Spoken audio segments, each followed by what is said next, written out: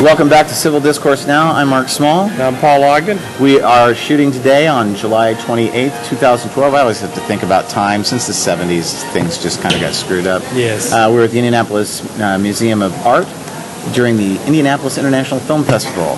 And our guests are Marcia Ellett and Dan Hall. Welcome. Thank you. Thank you. They have an entry in the film festival, Lucky Teter and His Hell Drivers. Do you want to tell us about the film? Actually, let's make sure we get their contact information first. Good point, Paul. Occasionally we forget that. Yeah, okay. So, contact information, website, where people can look at the film or trailer of the film. Or trailer's up on vismofilms.com. And can you spell that? Yeah, V-I-Z as in zebra, M-O films.com. Vismo, okay. And all my stuff is up there, all the ghost stuff, all the family films, everything. So excellent. Check it all out. And people can order stuff and then get it right off the website. Yep, it's right there. Cool. PayPal, it's really easy. And please do that. Yeah. Okay. That'd be great. Yes. Go ahead, Mark. You had a question we were going to ask before we. Yeah, and then you just kept talking over me. I mean, it was just really and talking about forgetting things. You keep hitting the table. I know. But that's beside the point.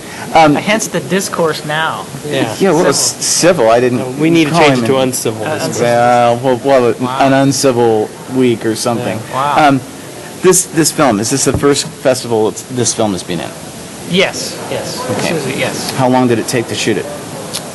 How long would you say? Well, I was actually shooting the commercial for the Indiana State Fair, and I was in the office of the publicity guy, Andy Klotz, and he moved his desk because they were moving his office, and there was a poster behind there, and it said Lucky Teter and His Hell Driver. That'd be a great, who is that guy? And that's kind of where it started. So the reason I referenced that is because I think it just was a long process. It took about maybe a year of just uncovering and finding bits and pieces on the internet and researching and finding people that had photographs and that kind of stuff. Going to shows. Going to shows, right? Okay, when you talk about shows, you're going to like driving shows where they were actually doing the stunt driving and in the tradition of Lucky Teter. And Lucky Teter was a Hoosier. Oh yeah, big time Noblesville guy. Noblesville, and when was he doing his thing? 30s. He started in 1933, and then all the way up until 1942. And he would jump things. He would jump, crash, burn, get stuff rolled over. He was a stunt man? He was a stunt guy. He was probably, I think what was really interesting is that I didn't know anything about him, and most people didn't. And then when we actually started doing research, it turns out he's this big phenomenon. I mean, he would play to crowds of 150,000 people.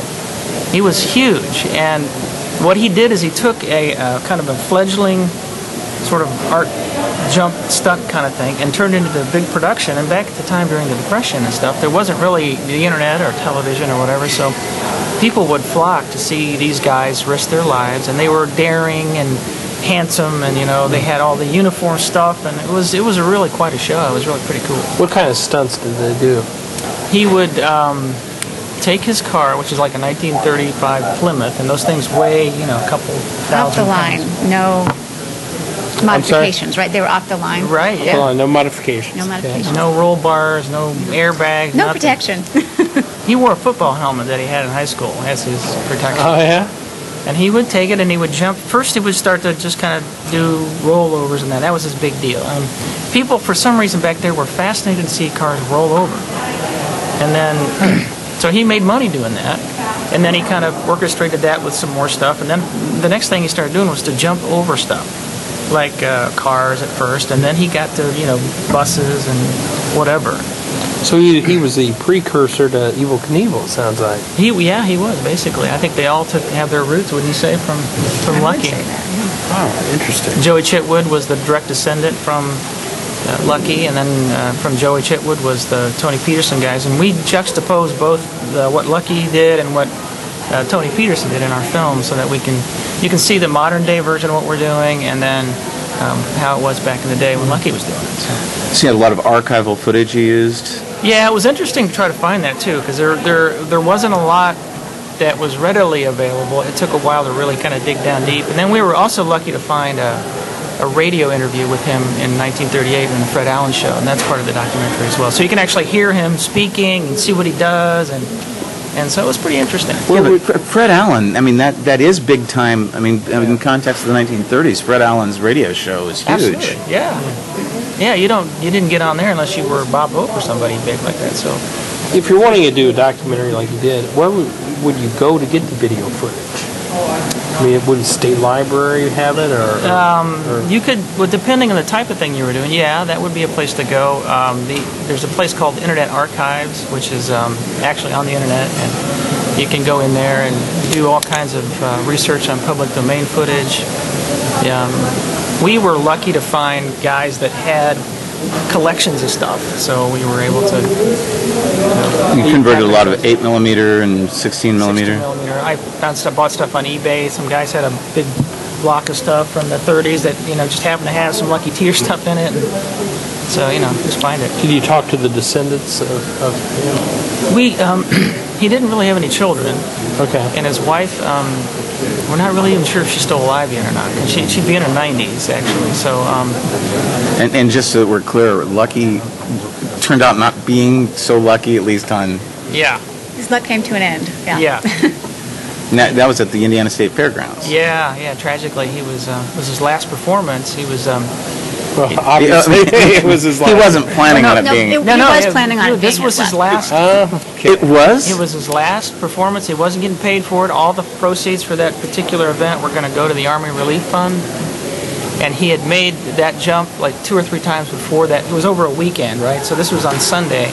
But on Saturday he made it twice, and it was like 135 feet, and then he went 140. And then on Sunday he was making 2 jumps. The first one was 145, and he made that, no problem. The last jump was 150, and he didn't quite make that one. So you say a jump. What kind of jump are you talking about? He would take this car. That was a 1937 Plymouth, I think, just off the line production vehicle, and he would take it and jump over this bus, basically. It was so he had a ramp that would go up this way, and then there was in this particular jump, I don't think there was a bus at the fairgrounds, but there was just it was 150 feet from takeoff to landing, and his car wasn't running all that well, and he didn't quite have enough speed, and he crashed into this part, the receiver part of the jump, and was killed. And and the receiver is like the downside jump. The landing ramp. Right. Yeah. Did he wear? I know this is a crazy question, or maybe not. Did he have seat belts back then, or? He had a leather belt that it was kind of like a seat belt, but it wasn't like what we think of it. It was just a kind of a strap. Strap, yeah, basically. These guys were crazy, and I really appreciate that, because I have had some crazy days in my life, and I never got paid for it, but these guys did, and it was really pretty interesting. I found footage of where they let this one guy in his troupe let a 7-ton truck roll over him on a board, and that's in the film. You'll see some stuff that you probably have not seen before. If you had, you've forgotten about, but it's pretty amazing things. So head-on collisions, that kind of stuff. So you two are co-writers? And how do you work together on the writing project? I do all the hard work. You do all the hard work? Okay. I somehow doubt that. He has the vision for the film, and then I kind of help fill in the story in the language part, make sure that, Lucky Teter's personality comes out, for example, and that the story's moving. He bounce things off of one another. She has the master's degree, I do not. Okay. That's how we got together. Interesting. Master's degree from where? University of Southern California in writing. She's got some chops, man. Street cred. Yeah, no kidding. So, Jeez. Is this your first film festival? Oh, no. I'm a veteran. You're a veteran. Yeah, I've done these quite a bit. How many films have you done? I think about 11 total. 3 family films that have been in wide distribution in Showtime and internationally, and then the documentaries, all the paranormal things, those have all been released through IMAX or Echo Bridge, and then I've been at this festival for 3 films, two documentaries and 1 narrative. So they have a plaque over here. So I'm just kidding. Yeah, I was going to say they have a plaque. They have a Dan Hall plaque. When did you first start getting interested in films?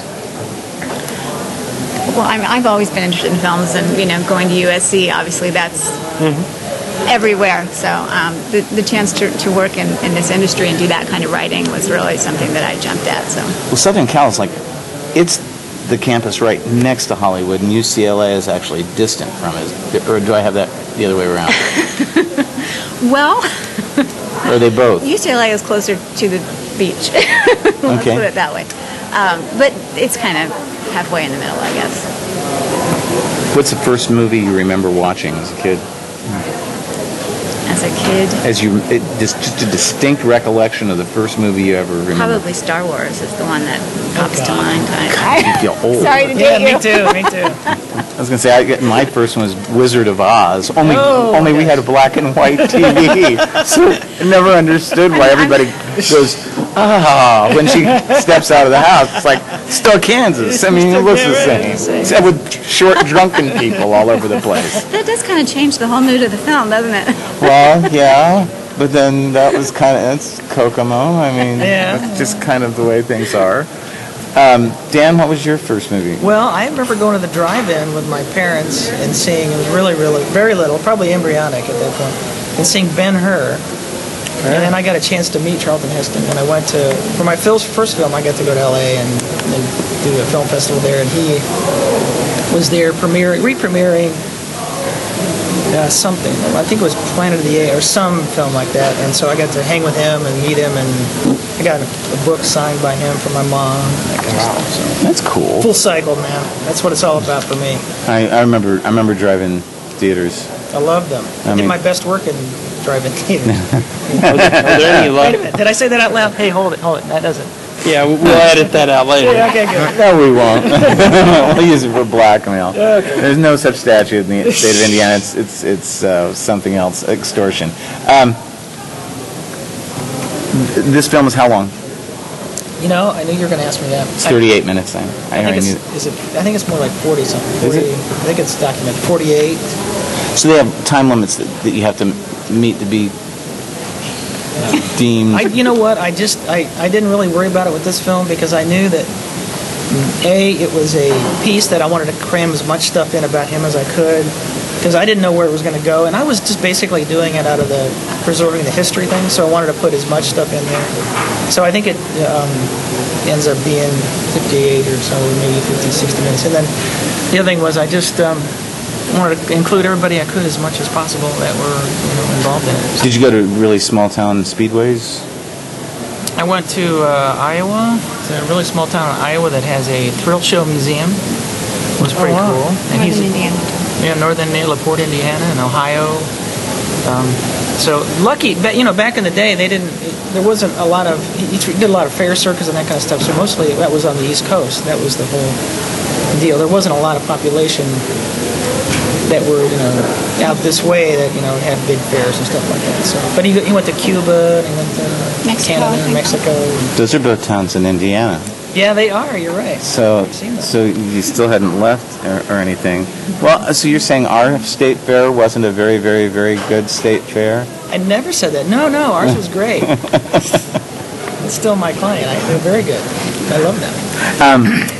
The film is showing here in about half an hour. Is that right? Right. And people will see this after it's gone off, but they can buy it online. And you're doing a signing today, a book signing? Yeah, I wrote a children's book with a friend of mine, Laura LaFour. She's an artist, and we're doing another.